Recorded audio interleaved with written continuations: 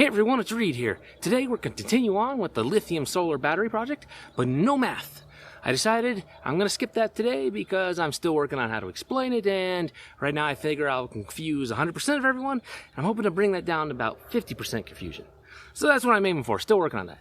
But it's coming, don't worry. We're going to get into the engineering pieces and all that, and hopefully it will be explainable. And not, as Lee likes to say, Reed talk. Anyways, so let's go on the other very important piece of this that's good to know about what the heck's going on. So, we get all these batteries. Here we go. Here are the cells. We got all these guys, right? Okay, so you get them all in. So they're here, all this stuff, thousands and thousands of these things. What do? What's the first thing we're going to do? Well, okay, it may sound a little crazy for some of you, but for me, I'm an obsessive compulsive nutcase, and what I did is I'm taking that, black plastic off of them. It just peels right off. For the most part, it's actually fairly easy. It just takes a little bit of time and comes off, and you get this sort of condition. Now, when I get that all off, what I do is I look at the cell. I'm looking at all the surfaces and all that, looking at it real close, looking at it real carefully, looking for damage, physical damage. I'm looking for bulges, I'm looking for pits and others like that to indicate there's a problem with the cell. Lithium polymer cells, they don't like damage. They really don't. So damage could mean that if I try to charge it, fire risk. I'm not big on fire. In fact, very much hate the idea of my house burning down. Call me crazy, just not my thing. All right. So, yeah, we check this out, go over it real carefully, make certain it's good, okay? Now, once we know the cell is good and we're A-okay there, we're going to bin it. And what do I mean when I say binning? Well, that is a term that we often use in the electronics industry, and what it means is we're going to categorize these by their features. In that case, I'm after capacity and the internal resistance of the battery pack. But I'm not going for full charge capacity. Full charge capacity of these cells is 400 mAh, or 4.4 amp hours. And I generally work in amp hours because when we're talking big battery banks, we're in amp hours. The mAh is a rounding error at this point. It works for cell phones and stuff like that because I've got 50 more mAh and all that. When we're talking, holding 60 kilowatt hours or something like that, and that big mAh, rounding errors, okay? I'll just go to the amp hour and work from there. So we'll just call it 4.4 amp hours on these cells. Now, I'm not going to the full charge level for reasons. Yes, we will loop back on that when we get to some more of the engineering and it will make more sense. But for now, just remember, reasons, okay? To get these things charged and set up and going, let me show you what I got. And let me scoot over just a little bit to make some room here. All right, here we go. This is the thing I'm using to charge these things or discharge them. Some of the battery packs have a charge in them, and so I discharge them to get them all at the same level so I can, compare them from the same state of discharge, charge, sort of thing. Yeah, that's a cycle. So I want them all discharged to the level I want, which is 3 volts, and then charged up to the level I want, which is 4.08 volts. Yes, there's reasons behind that. But anyways, now this is the charger I selected. Inside, I've got several of these guys, and they're doing a good job for me. And I like this little charger. Now, this guy has quite a few nice little features. It charges lead-acid batteries, charges nickel-cadmium batteries, charges nickel metahydride batteries. It charges the lithium polymer batteries that we're messing with, I'm showing you right now. It also charges the standard lithium-ion batteries, which will be the 18650 cells we're going to mess with. And it also charges the LiFePO4 batteries. That also use a lot of times of solar stuff like that. They're just a different voltage at 3.2 volts nominal. Very nice little charger. And it has the ability to do balanced charges and stuff like that. I'm not messing with that right now and doing that because I'm doing things one cell at a time for this specific thing. Now, one thing I like about this charger, it plugs into the wall. I know that sounds kind of odd, but a lot of these RC chargers, they need like a 12-volt power supply or a 24-volt power supply. So, people are hooking up batteries, lead-acid batteries they bring to charge their things and do their whatever, fly their drones, do their races with, all that other stuff, because it's a hobbyist RC charger. Well, this one's got a ability to plug right into the wall, so it means I don't have to worry about getting the lead-acid battery set up, and it goes. I like that. The other thing is, it does a good job. It's been working really well and doing everything I want with it, okay? The only thing it does not do right, and even the more expensive iCharger I have, it doesn't do right either, is on these little cells, it's not measuring the internal resistance correctly. So I tell it, here, measure the internal resistance, gives me a number.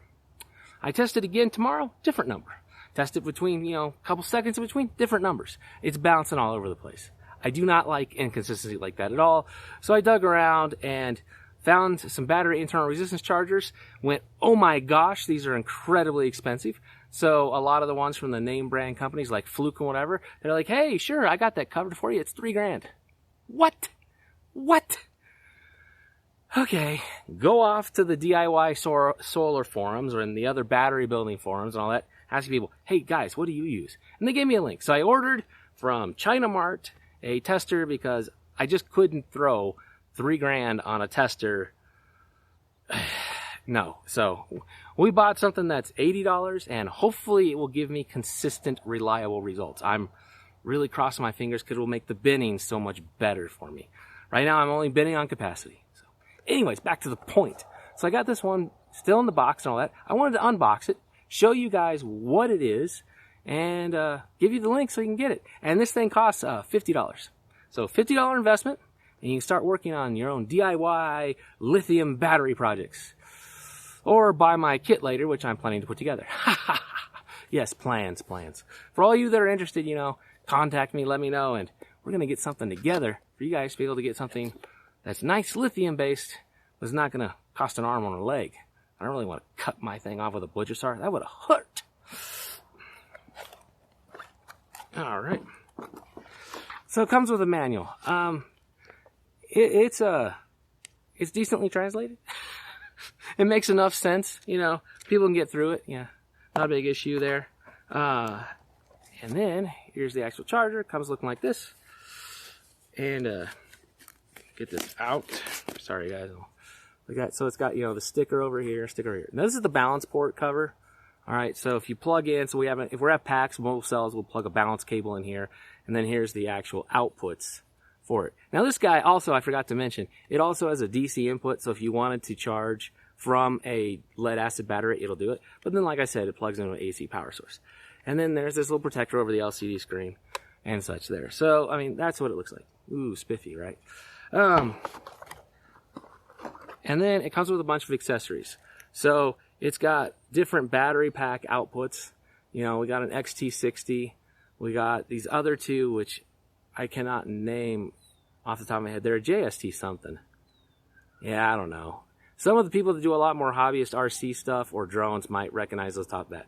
I'm actually using the alligator clips because I just popped the wires out and I'm using the alligator clips to get my stuff done. And hey, I'm happy. So it worked great. Power cord. Yeah. And then, of course, the DC input cords. So it comes with everything you need to get stuff going, be happy with life, and all is well, right? So it's a nice charger. Now, if you're interested in this, being able to mess with your own lithium stuff, you kind of need one of these because you need to be able to charge these up, see where they're at, check the condition, discharge them, and all that stuff, and get it sorted out. Like I found plenty of cells that were low. They didn't charge up fully. They were just worn out cells. Not a huge amount. I think I got like 12 so far of the several hundred I've gone through right now, and just put them in a side box. I think I might make a solar light out of something like that. There's something useful to them, right? So I'm not going to just toss them to the recycling center yet, but I want to make like a little solar light of them. But they're not useful at all to my big solar battery project. I need the cells to be very similar in certain categories and how they hook up. Yes, engineering's coming. Don't worry, we're getting there. But I wanted to show you guys this little charger. And the link in the description if you want it. And if you actually buy it for mine, I get like a cent or something. So help for the channel if you're curious. But it's a very good little charger. And I've got 5 of these. This is the 5th one. The other 4 in the house working on all this stuff. And we will go through a charging and all that other stuff operation. But I'm trying to keep the videos a little compact. I don't want to go too far out there. And now that I've already been yakking too long, so let's close this video up. And to recap real quick, what are we doing? We're checking out the cells. We're getting them unwrapped and all that, looking at them carefully and everything. And then we're getting them discharged all the same level, charged back up, so we can compare their capacity and get them paired together with the right group. So that's it for this little section on this. Take care, everyone. This is Reed out.